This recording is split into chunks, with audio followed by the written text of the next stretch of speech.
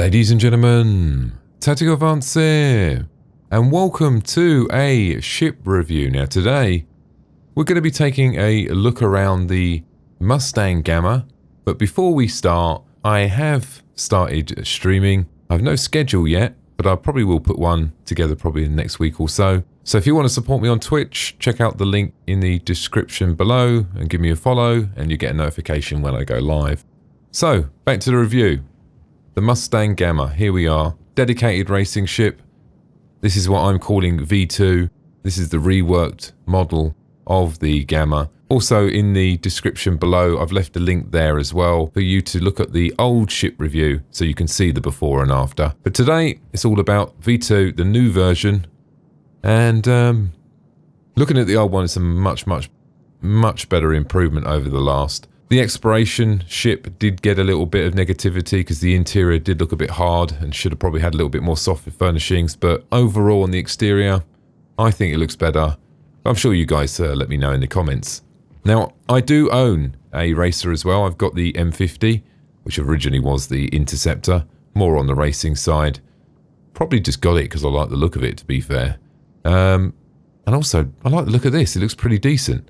So let's take a good look round. Now they've gone with a sort of a blue and dark aluminium colour, I would say. I do like this material they're using here. It does look pretty cool, doesn't it? Rather than using a solid colour, this sort of bluey, sort of silvery sort of colour. Very detailed. Clearish canopy, slightly tinted. Does come with loads of stickers. I should imagine later on down the road when you sort of get into racing and stuff like that, you're better put sponsors and all sorts of different stickers over your racing ship. Or maybe even if you win, you may be able to stick them on the ship as well in set areas. Nothing really actionable on the outside. I did have a good look round. We know that all the racing ships can be overclocked as well, which obviously is going to help your performance and speed. Very small weapons, but you will be able to take out smaller ships to your size, undoubtedly. And also you could be an annoyance to a bigger ship. It's very difficult to hit a fast-moving ship. How that's going to pan out once we get the new flight model, I should imagine it'd be similar. It would make sense, wouldn't it? You can always swap them out if you need to. But like I said, if you're buying this and you're just doing racing, and that's all you're doing, probably better off just taking the weapons off. There are some racing missions you can do in the PU as well. So if you've got a racing ship, you can go in and set their missions. They pay really well.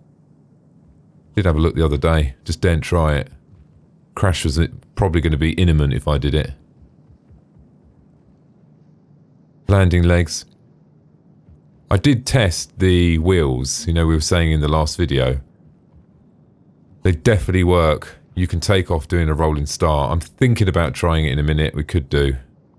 You just notice you can just push forward and it just flies along. I probably might hit that rock, so maybe I don't do it. But it does work. If you're on a flat floor and you push forward, it just flies across the floor. In a very smooth way, you know what I mean? Almost like you've got wheels and not landing legs, solid ones.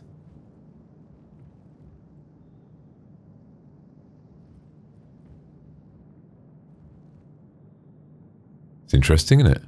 It's going the wrong way.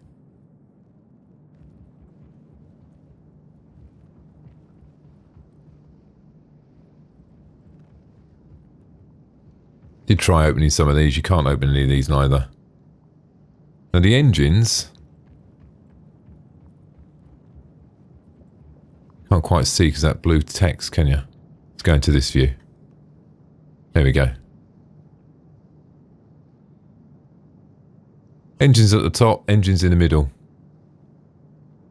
I'm guessing the engines are all the same size.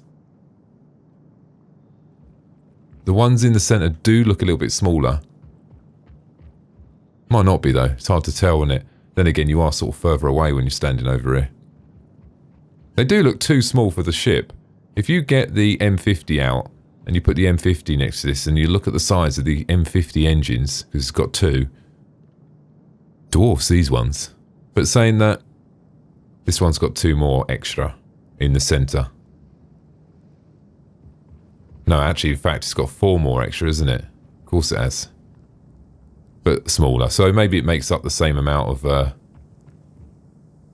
helps with the speed, I guess. Let's carry on looking around.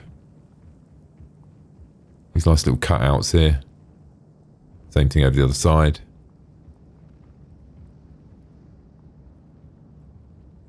Going to be good in atmospheric flight. Once we get true atmospheric flight. It is plane light. So this is going to be very good for racing in atmosphere and racing with no atmosphere, depending on what you fancy doing. Jump inside. This planet's awesome, isn't it?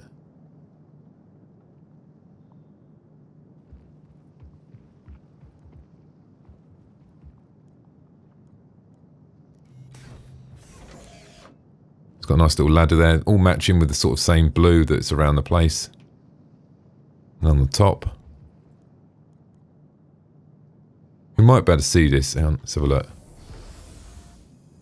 Can't quite see it, but when the canopy goes up, I'm pretty certain that the foot pedals move as well. There we go. Did you see it as I clicked it there? The console went forward and the foot pedals go forward. There's quite a lot of animation involved just getting in here.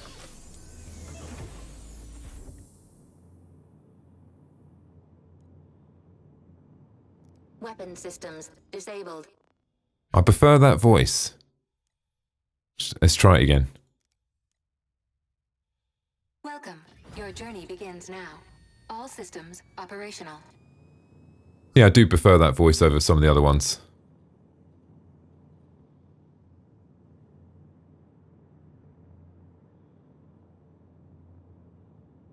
There's no real negative points for this ship, really.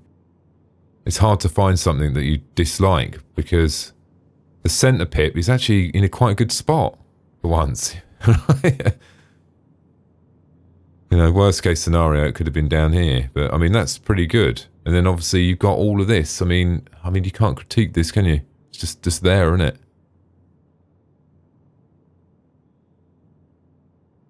Awesome. Controls are nicely laid out. I do like this. I prefer this sort of centre console laid out like this. All in one chunk, rather than having, like, little display here, and all broken up. Controls are nice and straightforward. Got your eject there. All your controls down here. That's not saying you can just, use the hotkeys. It's up to you. Let's take off and have a look at some of these animations. Launch complete. So here we are on the outside. Does look very nice, doesn't it? Let's see what it looks top down with its animations first of all. Let's give this a go.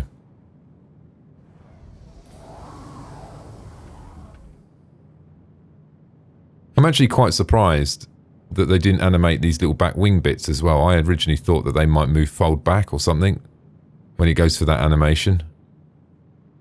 Let's have a quick look underneath as well.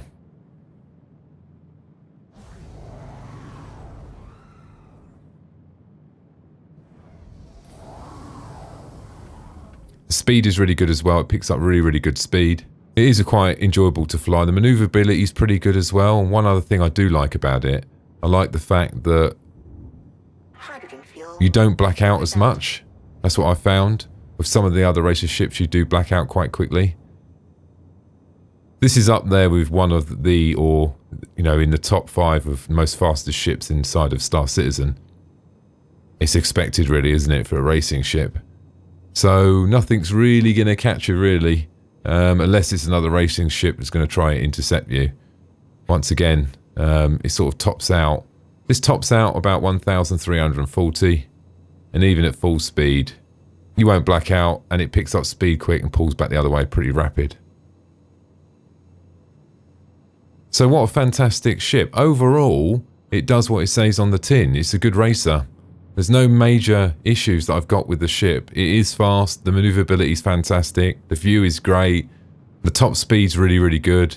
It's just an all-round really good racer. So if you're looking to do racing in Star Citizen, this could be the ship for you. Keep in mind, you could also use this ship for doing small missions within Star Citizen, like meet and greets and so on. So it's just not limited just to racing. And also with the fold-down wings, it also means that you can transport it in some of the larger ships as well. So anyway, ladies and gentlemen, I hope you've enjoyed the video today. Thanks for listening, and don't forget to subscribe. Bye now.